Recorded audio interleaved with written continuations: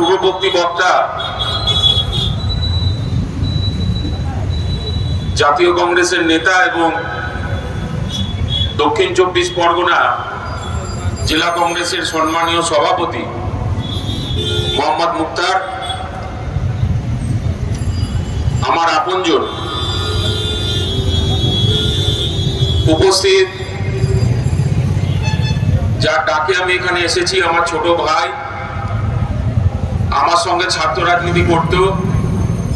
আপনারা জানেন যে পোর্ট বিধানসভায় জাতীয় কংগ্রেসের হয়ে রাহুল গান্ধী এবং শুভঙ্কর সরকার প্রদেশ কংগ্রেসের সম্মানীয় সভাপতি, ওনাদের মনোনীত প্রার্থী আকিব গুলজার রাজ্য যুব কংগ্রেসের সাধারণ সম্পাদক, সরফরাজদা থেকে শুরু করে আমাদের জাতীয় কংগ্রেসের একাধিক নেতৃত্ব, এই এলাকার পথ চলতি মানুষ, সাধারণ মানুষ, আমার সামনে বসে থাকা, আমার সঙ্গে আসা জাতীয় কংগ্রেসের দুই নেত্রী অ্যাডভোকেট অনিন্দিতা মুখার্জি এবং দেবযানী কুণ্ডু, যারা রাসবেরি বিধানসভায় যথেষ্ট লড়াই করেছে। এখানে প্রশাসনের মানুষরা রয়েছেন, প্রেসের বন্ধুরা রয়েছেন। আমি শুধু আপনাদের গুটি কয়েক কথা বলব। নতুন সরকার এসেছে, আপনারা জানেন। আমরা নতুন সরকারকে অভিনন্দন জানাই। নতুন সরকার যাতে সুন্দরভাবে কাজ করতে পারে, পশ্চিমবঙ্গের উন্নয়ন করতে পারে,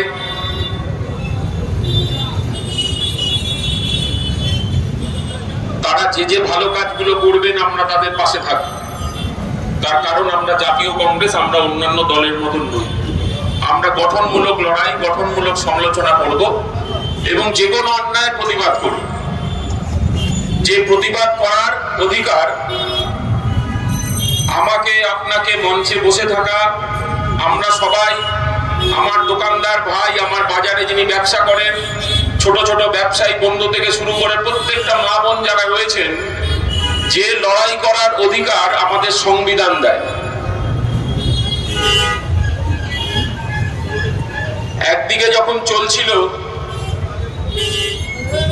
জয় বাংলা আর জয় শ্রীরামের ভেতরে যে লড়াই, আমরা জাতীয় কংগ্রেসের সৈনিকরা রাস্তায় নেমে বলেছিলাম জয় संविधान। जब बंगाल में जय श्री राम और जय बांग्ला का लड़ाई लड़ रहा था, तब कांग्रेस ने बोला जय संविधान। जो संविधान में भगवान राम को भी पूजा का किया जाता है और रहीम को भी पूजा जाता है। ये हमारा संविधान है, जो संविधान को हम लोग बोले थे जय जयकार जय संविधान। আমরা সংবিধানের কথা বলবো, তার কারণ আমাদের ফিরে যেতে হবে 1947 সালে। কবে? 1947 সালে, 1947। কেন ফিরে যেতে হবে? তার কারণ আমরা যারা এখানে মঞ্চে বসে আছি, মঞ্চের নিচে যারা শুনছেন আমার কথা, এখানে পথ চলতি সাধারণ মানুষ, এই জেলায় অবস্থিত কোমাকাটা মারু, ভালো করে খেয়াল করে দেখবেন ইতিহাসটা। কোমাকাটা মারু যদি নাম শুনে থাকেন, একবার গুগলে সার্চ মেরে দেখে নেবেন। স্বাধীনতা আন্দোলনের একটা অঙ্গ। এই স্বাধীনতা আমরা পেয়েছি 1947 সালে। কাদের হাত থেকে? না, ব্রিটিশ ইস্ট ইন্ডিয়া কোম্পানি। যে কোম্পানি আমার আপনার যারা পূর্বপুরুষরা ছিল সেই সময় তাদেরকে শাসন করত, শোষণ করত। তাই হিন্দু মুসলমান উভয়ের রক্তের উপরে দাঁড়িয়ে এই স্বাধীনতা আমরা পেয়েছি গোটা ভারতবর্ষে, বাংলায়। এই বাংলা হচ্ছে স্বাধীনতা আন্দোলনের উৎস, জায়গা। নেতাজি সুভাষচন্দ্র বোস থেকে শুরু করে একাধিক সংগ্রামী মানুষ, একাধিক মনীষীদের জন্ম, লড়াই, ত্যাগ এই বাংলার মাটি থেকে। এই বাংলার মাটি, সেই জন্য আমরা গর্বের সাথে বলি এই বাংলার মাটি দুর্জয় ঘাঁটি। এই বাংলার মাটিকে কোনোদিনও জয় কেউ করতে পারেনি এককভাবে। আপনারা দেখবেন, इतिहास तो কথা বলে, ये जो हम लोग सांस ले रहा है, ये जो इंडिपेंडेंस का लड़ाई था, उसमें हिंदू मुसलमान सब अपना खून दिया था, तब जाके इतना बड़ा हम लोगों को स्वाधीनता मिला। महात्मा गांधीर কথা যদি বলি, আমাকে খান আব্দুল গাফফার খানেরও কথাটা বলতে হবে, ভুলে গেলে চলবে। পশ্চিমবঙ্গে কারা কি করছে, চারটে বাইকে কোন পতাকা নিয়ে ঘুরে বেড়াচ্ছে, আপনার কানের পাশ দিয়ে ভো ভো করতে করতে মশা কি বলতে বলতে যাচ্ছে, সেগুলো নিয়ে ঘাবড়াবেন না। কংগ্রেসের লড়াইটা অনেক বড় লড়াই। রাহুল গান্ধী বলেছেন, सत्ता में बैठना ही मेरा सिर्फ काम नहीं है, मगर देश को एक रखना, जोड़ के रखना ही मेरा मकसद है। আমার নেতা রাহুল গান্ধী ভারত জোড়ো যাত্রা করেছে। কে কোন দল কি বলছে না বলছে এগুলো গুরুত্বের ব্যাপার নয়, এগুলো আমাদের চ্যাপ্টার নয়, সাবজেক্ট नॉय। कौन क्या बोल रहे भैया, वो हमारा सुनने का भी काम नहीं है, जवाब देना भी हमारा काम नहीं है। हमारा काम यही है कि बंगाल में, এই বাংলায় যদি একটা কোনায় কেউ অত্যাচারিত হয়, সেটা আমার হিন্দু ভাই হোক, মুসলমান ভাই হোক, আর যেই ভাই হোক, তার পাশে গিয়ে কংগ্রেসের কর্মীরা লড়াই করবে, দাঁড়াবে। আমার মা বাবা আমাকে শেখায়নি কে কিভাবে দুনিয়া দেখবে, কে কি খাবে, কে কি খাবে না, এগুলো আমার মা বাবা শেখায়নি। আমার মা বাবা আমাকে শিখিয়েছে, মানুষ যখন বিপদে পড়বে তার পাশে কি তুমি আছো? নিজেকে প্রশ্ন করো। আমার মা বাবা বলতে আমি বুঝি জাতীয় কংগ্রেস, যে জাতীয় কংগ্রেসের আদর্শে আমি বড় হয়েছি। আমাকে ভূমিষ্ঠ করেছে আমার পিতামাতা, কিন্তু আমাকে পথ চলতে শিখিয়েছে জাতীয় কংগ্রেসের হাত ঝান্ডা।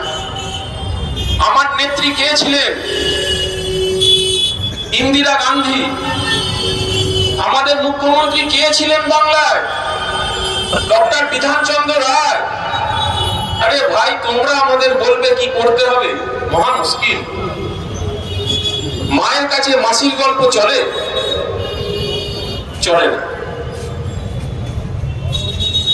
আমরা কি বলছি? আমরা বলছি 20 বছর বাদে 294টা বিধানসভায় জাতীয় কংগ্রেস লড়েছে এককভাবে। 20 বছর বাদে আমরা লড়াই করেছি প্রত্যেকটা বিধানসভায়,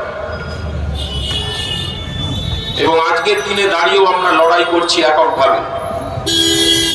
তার কারণ আমাদের নেতা গোলাম আহমেদ মীর বলেছেন,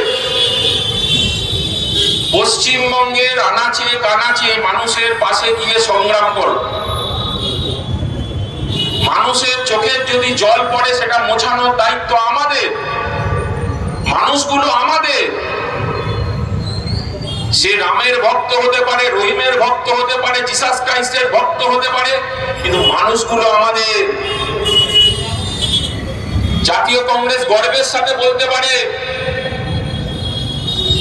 যে বিগত 15 বছর ধরে আমরা আন্দোলন করেছি ভাই রাস্তায়, এই চোর তৃণমূলের বিরুদ্ধে আমরা রাস্তায় নেমে লড়াই করেছি। এখানে প্রেসের বন্ধু বসে আছে, ওনার সাথে আমার দীর্ঘদিনের আলাপ, আপনি জানেন। শিক্ষকরা যখন মার খাচ্ছে, শিক্ষকদের যখন চাকরি চুরি করছে এই তৃণমূল চোর তৃণমূল যখন চাকরি চুরি করে, তখন আমরা গিয়ে দিনের পর দিন শহীদ মিনারে বসে থাকি। আমরা গিয়ে দিনের পর দিন, মনে আছে আপনি গেছিলেন কাভার করতে, মুক্তারটাও ছিল, গুলজারও ছিল, গান্ধী মূর্তির পাদদেশে দীর্ঘ বছর ধরে লড়াই হয়েছে, সল্টলেকে দীর্ঘ বছর ধরে লড়াই হয়েছে। 2016 সাল আমার এখনো মনে আছে, রাত্রেবেলা সল্টলেকে লাঠি চার্জ হচ্ছে মহিলাদের উপরে। ওখানে মুসলমান মহিলাও ছিল, হিন্দু মহিলাও ছিল। আমি যখন ওখানে গিয়ে পৌঁছই রাত্রি 12টা, আমার নামে অনেকগুলো মামলা দিয়ে দিয়েছে এই তৃণমূল, আমাদের দমাতে পারেনি।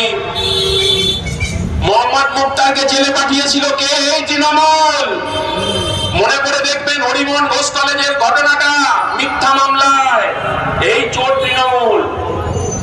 ওই বড় চেয়ারম্যানের কথা বলছিলেন না, ওর বড় চেয়ারম্যানটাকে বলে দেবেন, ওর চেয়ারের 4টে পায়া খুলে নিয়েছে জনতা। আর ওই বড় চেয়ারম্যান যখন হরিমোহন ঘোষ কলেজে, তার আগের দিন সকালবেলায় আমি খবরের কাগজে পড়েছিলাম, যতদূর মনে হচ্ছে তার ছেলে বোম মারতে গিয়ে হাত উড়ে গেছিল, ডান দিকের হাতটা, মনে পড়ছে? মারাও গেছিল, তাই তো, বোম মারতে গিয়ে। তাই আমরা মনে করি একটা কথা উঠেছে না এখানে, ইল্লিগাল কনস্ট্রাকশন। ওরে ভাই, ইল্লিগাল কনস্ট্রাকশন আমিও বলছি, আমরা সকলে বলছি, হ্যাঁ ভেঙে দেওয়া উচিত, প্রত্যেকটা ইল্লিগাল কনস্ট্রাকশন ভেঙে দেওয়া উচিত। কিন্তু তার আগে যে তৃণমূলের চোর, বাটপার, চিটিংবাজ, যারা মানুষের টাকা লুট করেছে, ইল্লিগাল কনস্ট্রাকশন করেছে, তাদের বাড়িগুলোকে দুর্মুষ করা উচিত, তাদেরকে আগে অ্যারেস্ট করা উচিত, তাদেরকে আগে জেলে ভরা উচিত। তার কারণ এই ইল্লিগাল কনস্ট্রাকশন বেচতে গিয়েও দেখবেন কোন এই তৃণমূলের নেতা সেই সাধারণ মানুষকে বাধ্য করেছে কিনতে ইল্লিগাল কনস্ট্রাকশনটা। ইল্লিগাল কনস্ট্রাকশন যারা করেছেন তাদের এই তৃণমূলের চোরেরা কলকাতা মিউনিসিপাল কর্পোরেশনে বসে প্ল্যান স্যাংশন করেছে, বসে বসে প্ল্যান স্যাংশন করেছে। তো তাদের শাস্তি হবে না? যারা জন্ম দিল ইল্লিগাল কনস্ট্রাকশনে তাদের তো আগে দুর্মুষ করা দরকার, যাতে একটা সমাজে বার্তা যায়। শুধু ইল্লিগাল কনস্ট্রাকশন আমি বুলডোজার নিয়ে ভেঙে দিলাম, মিডিয়া কভার করলো, দেখলাম, বাংলার মানুষ বুঝলো সব ইল্লিগাল কনস্ট্রাকশন ভেঙে গেছে, সব ভেঙে দেওয়া হচ্ছে, দেখো দেখো ভেঙে দেওয়া হচ্ছে। কিন্তু যারা ইল্লিগাল কনস্ট্রাকশনের মাথাগুলোকে ধরো, আমরা বলছি সরকার মহোদয়, মাথা ধরতে হবে, কান টানতে হবে, মাথা এমনি চলে আসবে হাঁটতে হাঁটতে, কান টানুন। আমরা সেটা দেখতে চাই। অনেক জায়গায় দুর্মুষ হচ্ছে, অনেক জায়গায় হকারদের তুলে দেওয়া হচ্ছে, ভেঙে দেওয়া হচ্ছে, সৌন্দর্যায়ন হচ্ছে। আমি সরকারকে অনুরোধ করব মিডিয়ার মাধ্যমে, এখানে থানার প্রশাসনের মানুষরা রয়েছেন, আপনাদের মাধ্যমে সরকারকে অনুরোধ করতে চাই যে সরকার মহোদয়, 15টা বছর পশ্চিমবঙ্গে লুট হয়েছে, মানুষ চাকরি পায়নি, এমকম বিকম করা ছেলে মেয়েরা রাস্তায় বসে দোকান দিয়েছে, কি করবে? সংসার চালাতে হবে। তাই আমি বলছি আপনাদের, উচ্ছেদ করুন, কিন্তু কিছু ব্যবস্থা করুন যাতে পেটটা চলে আমার ওই ভাই বোনটা। তার তো কোনো দোষ নেই,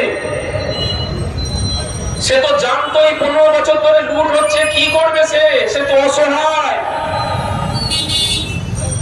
তার কাছে টাকা কোথায়, তার বাবা মা কোথা থেকে অত কোটি কোটি টাকা আনবে যে তাকে একটা বড় ব্যবসা করে দেবে, বড় দোকান কিনে দেবে? সেই সামর্থ্য তো ছিল না। আমি তো ছাত্র আন্দোলন করে ওঠা লোক, আমি জানি রে ভাই, তাদের কষ্টটা আমরা চোখে দেখেছি। দিদি বলে দিয়েছিল না, চট্টাজ একটা কেউ মোবাইলের দোকান করেছে, কিছু করেছে, বসেছে, 2 টাকা রোজগার করেছে, সে তো আর এই তৃণমূলের চোরদের মতন নয় যারা মানুষের টাকা চুরি করেছে। যে হকারটা খেতে খাচ্ছে সে তৃণমূলের চোর নয়, যে হকারটা খাচ্ছে সে ইমানদার, যে ছোট ব্যবসা করে খাচ্ছে সে ইমানদার। জানি তাকে তোলা দিতে হতো, এলাকার সোনার চেক করে ভম্বল আসতো বাইকে করে, ভম্বলটা কম্বলের ভেতরে টাকা নিয়ে চলে যেত তৃণমূলের চোর। তাই সেই ভম্বলটা কোন অম্বলে ঢুকছে, এ তো হবেই। ছোটবেলায় একটা কথা শিখেছিলাম, বাপ বাপকেও ছাড়ে না। যা যা পাপ করেছো তার প্রত্যেকটা সুদে আসলে তোমাকে এখানে দিয়ে যেতে হবে। এটাই স্বর্গ, এটাই নরক। মানুষ দেখছে, মানুষ বিচারক, কাউকে ছাড়ে না। এই তৃণমূলের নেতারা কালীঘাটার ক্যামার স্ট্রিটে বসে ভেবেছিল যে বাংলার মানুষের সাথে, কলকাতার মানুষের সাথে যা ইচ্ছে তাই করা যায়, কেউ কিছু বলবে না। সঙ্গে একটা সেকশন, অর্থাৎ কিছু পুলিশ অফিসাররা, ওই রেড হয়েছে কান্দিতে দেখবেন একটা ভাঙা বাড়ি ছিল, ওই আমার এলাকার ওসি ছিল, ও কোথাকার ওসি আমি জানি না, কিন্তু ওয়েলফেয়ার বোর্ড চালায় সেটা আমি জানি না। তার বিশাল বাড়ি, সে মনে হচ্ছে তাজ হোটেল, তাজ হোটেলে মনে হয় লজ্জা পেয়ে যাবে বাড়ি থেকে, এত বড় বাড়ি করেছে। কোথা থেকে এলো বাবা মাল? মাল্লু কোথা থেকে এলো? সব চুরির টাকা, চাকরি চুরি, স্বাস্থ্য খাতে চুরি, শিক্ষা চুরি, কয়লা চোর, গরু চোর, কতগুলো চোর। এই তৃণমূলটা না থাকলে মনে আমরা জানতেই পারতাম না যে এতগুলো চোর হয়, চোরেদের এত ক্যাটাগরি হয় আমরা জানতাম না, কত রকমের চোর। আর পাড়ায় পাড়ায় ছিচকে চোর, কার ইট নিয়ে যাবে, কার বালি নিয়ে যাবে, কার একটা প্লাস্টিক পড়ে থাকলে সেটাও নিয়ে যাবে। ভাবুন কি অবস্থা। তাই আমি বললাম যে এই বিজেপি সরকারকে করে দেখাতে হবে। আমরা চাই